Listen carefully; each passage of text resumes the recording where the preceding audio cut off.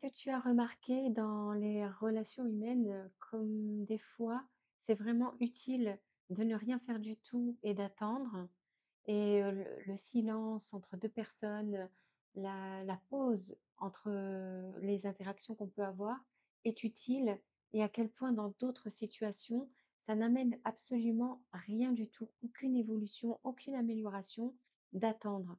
Je ne sais pas si tu as déjà vécu ça dans ta relation, que ce soit la relation amoureuse, que ce soit dans ta relation, amicale, que ce soit même dans ta relation familiale avec un de tes parents ou quelqu'un d'important pour qui, la communication, en fait, est vraiment importante et pourtant, il y a un moment donné, tu sens que tu es arrivé à un point où tu arrives plus du tout, soit à te faire comprendre, soit à te faire entendre même, soit à savoir quoi faire, tout simplement. Et dans ces cas-là, tu rumines, tu repasses tout dans ton mental, tu réfléchis et c'est pas évident, de penser que la solution, en fait, elle est entre tes mains. Donc c'est ce que j'aimerais vraiment appuyer dessus aujourd'hui et te dire que, eh bien, ne réagis pas toujours de la même façon face au blocage de communication qu'il peut y avoir dans une relation. Parce que vraiment, dans certains cas, le fait d'attendre, eh ben, n'amène rien du tout. Je sais, je vais un peu à contre-courant de ce qu'on dit. C'est vrai que attendre, ça a beaucoup d'avantages parce que ça te permet de redescendre tes émotions et ne pas être dans la réaction à vif d'une situation. C'est vrai. Ça peut aussi te permettre d'avoir les idées plus claires parce que tu as le temps de poser les choses calmement et de te dire, mais dans le fond, qu'est-ce qui s'est passé vraiment? Comment est-ce que j'ai été? Comment j'ai réagi? Comment la personne a réagi? Oui, ça te laisse le temps de faire une introspection, c'est bénéfique, bien entendu. Mais dans d'autres cas, tu peux te dire, «J'attends en fait la réaction de l'autre». J'ai manifesté quelque chose et puis tout bêtement en face, j'attends que la personne comprenne le message et dans ce cas-là, ben, malheureusement attendre ne va rien apporter parce que tu peux te retrouver devant plusieurs cas de figure, en face de quelqu'un, bah, qui ne comprend pas le silence pour cette personne-là, en fait, la rupture de communication, ne provoque rien, aucune remise en question, voilà, il y a pas de lanterne qui s'allume, quoi. Donc dans ces cas-là, attendre, ben, ça va rien amener. La seule chose qui va dénouer la situation, c'est quand vous allez de nouveau communiquer ensemble. Parce que là, vous aurez l'occasion d'expliquer, bah, comment l'un a vu les choses, comment l'autre a vu les choses, qu'est-ce qui s'est passé, pourquoi on a agi, pourquoi on a réagi et cetera.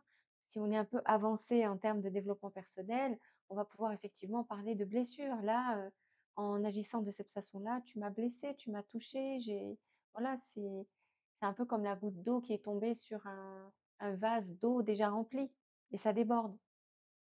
Et puis sinon, tu peux être face à quelqu'un pour qui le conflit et le silence est un moyen de communication. Donc dans ce cas-là aussi, tu n'as rien à gagner et à attendre parce que la personne, s'est installée, très confortablement dans le silence et dans la rupture et vit très bien sa partie à elle de la relation.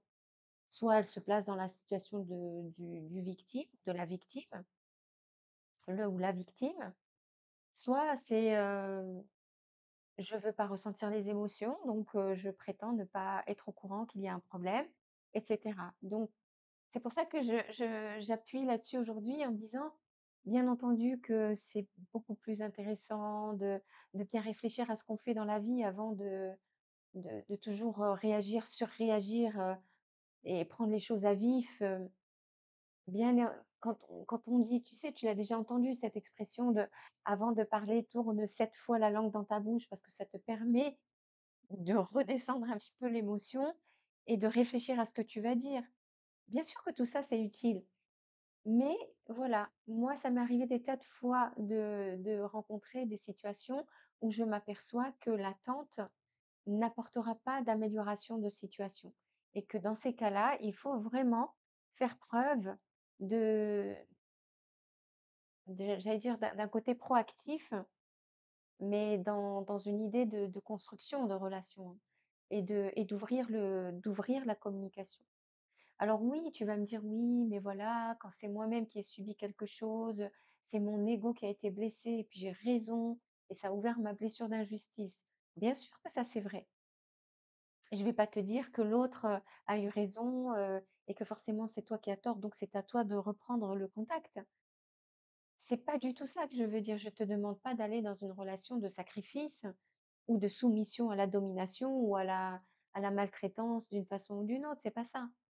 Mais au contraire, c'est de récupérer ton pouvoir, de venir tout simplement en disant: «Voilà ce que j'ai observé, voilà comment moi j'ai agi, comment j'ai réagi et comment j'ai compris, ce que tu as fait toi dans ce contexte-là et ça me paraît incompréhensible ou en tout cas, heu, inapproprié ou alors, carrément, inacceptable.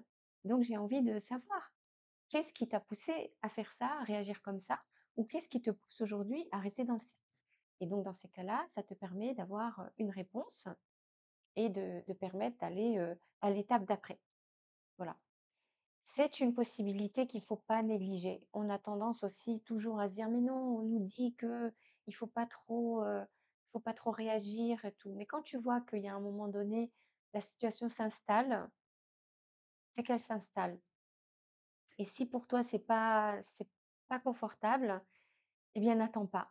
À ce moment-là, reprends le pouvoir et va chercher la personne en disant: «Je suis toujours, d'accord finalement avec la réaction que j'ai eue, parce que jusqu'à présent, j'ai aucune raison de changer d'avis ou de comprendre, d'une autre façon, à moins que toi, bah, là, tu m'apportes des explications, intéressantes. Donc voilà, j'espère t'avoir permis de déjà de déculpabiliser parce qu'il y a beaucoup de personnes qui culpabilisent sur le fait d'être, hyper impulsif, hyper spontané, hyper, ce que tu veux. Et que finalement c'est pas si mal non plus. Donc voilà, j'aimerais savoir en commentaire, si tu as l'occasion, écris-moi en commentaire, est-ce que tu as déjà remarqué à quel point des situations nécessitent, ce silence et à quel point d'autres situations, bah, en fait, elles se sont complètement, résolues à partir du moment où tu as remis de l'énergie dedans, du flux, de la communication. Alors je compte sur toi et je serai ravie de te lire et également de te répondre, bien entendu, si tu as une question.